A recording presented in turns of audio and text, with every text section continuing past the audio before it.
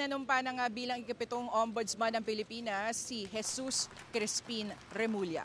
Nanumpa si Remulla na gagampanan ng kanyang panibagong tungkulin bilang tanod bayan kay Senior Associate Justice Marvic Leonen sa Korte Suprema ngayong umaga. Sinaksihan ng panunumpa ni Remulla ng kanyang asawa ni Associate Justice Antonio Co at ng mga dating kasamahan ni Remulla sa Department of Justice. Agad raw aaksyonan ni Remulla ang issue ng mga maanomalya umanong flood control projects. Batay na rin sa mga nakuha nilang impormasyon sa case build-up sa DOJ, umaasa si Remulla na sa mga susunod na linggo ay makakapaghain na sila ng mga kaso sa Sandigan Bayan.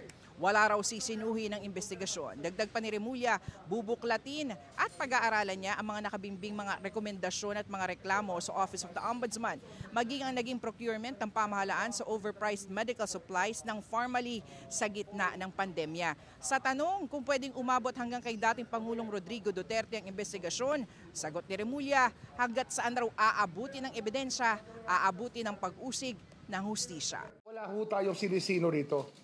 Kung mataas man o mababa, pero sisiguraduhin natin yung ebidensya nakatuon pag-file natin ng kaso.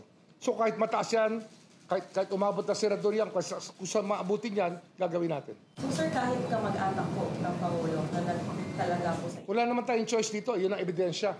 Pwede ba natin i-deny ang ebidensya? Kung merong ebidensya, yun ang talagang hamon sa atin dito. Bukas nga ay nakatakda ng pumasok sa kanyang panibagong opisina sa Office of the Ombudsman, si Ombudsman Remulla.